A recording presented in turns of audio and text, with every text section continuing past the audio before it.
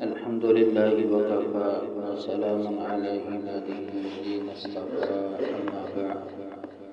فأعوذ بالله من الشيطان الرجيم بسم الله الرحمن الرحيم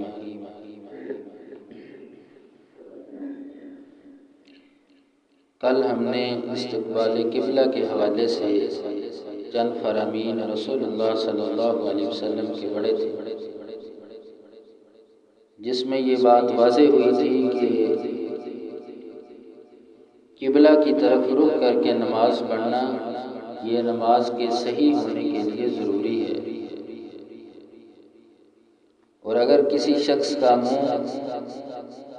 قبلہ کی طرف نہیں ہوتا تو اس کی نماز نہیں ہوتی۔ تو آج ہم کچھ ایسی صورتیں پڑھیں گے کہ جس میں وجوب قبلہ کا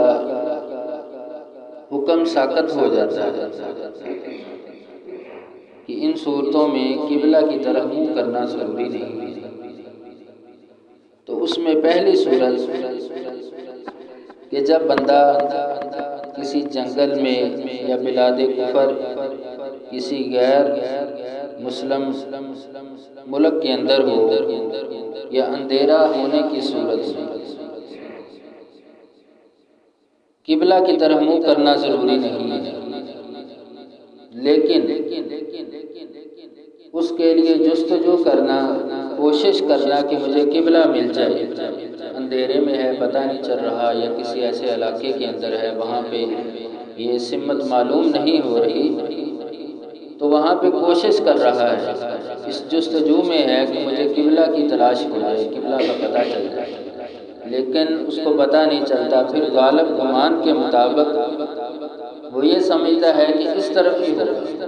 تو پھر اس طرف وہ منہ کر کے نماز پڑھ لے، اس کی نماز صحیح ہے۔ کیونکہ سیدنا عبداللہ بن عامر بن ربیعہ رضی اللہ تعالیٰ عنہ بیان کرتے ہیں کہ کننا مع النبی صلی اللہ علیہ وسلم فی سفر فی لیلۃ مظلمۃ، کہ ہم ایک سفر میں نبی صلی اللہ علیہ وسلم کے ساتھ تھے، فی لیلۃ مظلمۃ، انتہائی تاریک رات تھی، فلم ندری این القبلۃ، اور ہم یہ تلاش نہیں کر رہے تھے، یعنی معلوم نہیں کر پا رہے تھے کہ قبلہ کس جانب ہے، فصلی کل رجل، تو ہر شخص نے نماز ادا کر دی، فلما اصبحنا ذکرنا ذلک لرسول اللہ صلی اللہ علیہ وسلم، پھر ہم نے یہی ذکر صبح آپ صلی اللہ علیہ وسلم کے سامنے یہ بات رکھی، تو اللہ تبارک و تعالیٰ کی طرف سے یہ وحی نازل ہو گئی، فَأَيْنَمَا تُوَلُّوا فَثَمَّ وَجْهُ اللَّهِ، کہ تم اپنا منہ جس طرف بھی کرو گے اللہ کے چہرے کے پالو گے، یعنی وہی تمہارا قبلہ ہے۔ تو اسی حدیث کے حوالے سے مسند طیالسی کے اندر کہ نبی اکرم صلی اللہ علیہ وسلم نے جب صحابہ کا یہ ماجرا سنا، یہ بات سنی، تو آپ نے فرمایا مَزَدْ صَلَاتُكُمْ، تمہاری نماز ہو گئی ہے، فَأَيْنَمَا تَوَلُّوا فَثَمَّ وَجْهُ اللَّهِ، تم جس طرح بھی منہ کرو گے اللہ کے چہرے کو پالو گے، یعنی قبلہ وہی تمہارا ہے۔ تو اس حدیث سے یہ بات واضح ہوتی ہے کہ اگر کوئی شخص قبلہ معلوم نہ ہونے کی وجہ سے وہ اپنا غالب گمان پر نماز ادا کر لیتا ہے، بعد میں اس کو پتہ چلتا ہے کہ میں نے تو غلط نماز ادا کر دی، یعنی میں نے قبلہ کی طرح میرا منہ نہیں تھا، کسی دوسری سمت کی طرف تھا، تو آپ صلی اللہ علیہ وسلم نے پھر صحابہ کو یہ حکم نہیں دیا تھا کہ دوبارہ نماز ادا کریں، بلکہ فرمایا کہ تمہاری نماز ٹھیک ہے۔ اس حالت میں اگر کوئی ایسے شخص نماز پڑھ لیتا ہے تو اس کی نماز ٹھیک ہوگی۔ ایک اور حدیث سیدنا جابر رضی اللہ تعالیٰ عنہ بیان کرتے ہیں کہ كنا مع رسول اللہ صلی اللہ علیہ وسلم فی مسیر او سریۃ فاصابنا غمیم فتحرینا واختلفنا فی القبلہ، کہ ایک سفر میں ہم رسول اللہ صلی اللہ علیہ وسلم کے ہمراہ تھے، بادل کے اندھیرے کی وجہ سے ہم قبلہ کو معلوم نہیں کر سکے، تو ہم نے نماز پڑھ لی، بعد میں جب صبح ہوئی تو ہمیں یہ بات واضح ہوئی کہ قبلہ تو ہمارا دوسری جانب تھا،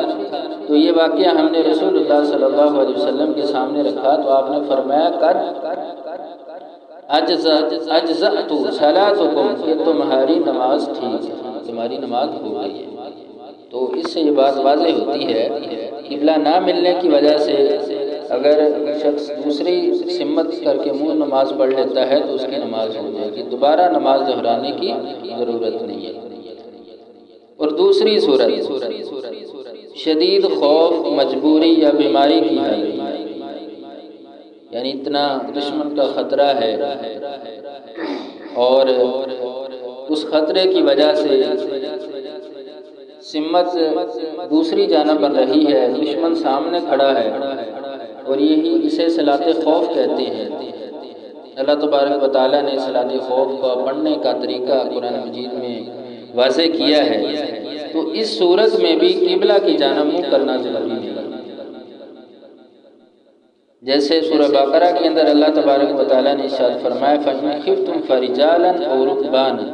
فَإِذَا أَمِنْتُمْ فَاذْكُرُوا اللَّهَ كَمَا عَلَّمَكُم مَّا لَمْ تَكُونُوا تَعْلَمُونَ کہ جب تمہیں خوف ہو، تم پیدل یا سوار ہو تو تم اپنا جب امن کی حالت میں آ جاؤ فاذکروا اللہ تو اللہ کا ذکر کرو، پھر نماز کو پڑھو۔ کما علمکم ما لم تکونوا تعلمون، یہاں تک کہ تم اس طریقے سے نماز کو پڑھو جو تمہیں علم دیا گیا ہے، جو تمہیں بات سمجھے گی۔ رسول اللہ صلی اللہ علیہ وسلم نے نماز صلاۃ خوف جو ہے اس کو پڑھنے کا طریقہ بھی بتایا ہے، کس طرح نماز پڑھی جاتی ہے۔ تو جب کوئی ایسی صورت ہو جائے کہ جس میں دشمن سامنے ہے یا خوف ایسا ہے تو اس وجہ سے سمت کی طرف منہ کرنا، قبلہ کی طرف منہ کرنا ضروری نہیں ہوتا۔ اسی آیت کی تفسیر کے اندر حضرت عبداللہ بن عمر رضی اللہ تعالیٰ عنہ اس کی تفسیر میں یہ بات لکھتے ہیں مستقبل القبلۃ او غیر مستقبلیہ، تم قبلہ رو ہو یا نہ ہو، یعنی دونوں صورتوں میں تمہاری نماز ہو جائے گی۔ اور ایک شخص مریض ہے، بیمار ہے، لاچار ہے، طاقت نہیں ہے اس کے پاس، تو اس کے لیے بھی یہی حکم ہے کہ وہ جیسے ہے ویسے ہی نماز پڑھ لے اشاروں کے ساتھ، کیونکہ اللہ تبارک و تعالیٰ نے قرآن مجید میں یہ بات واضح فرمائی ہے فاتقوا اللہ ما استطعتم،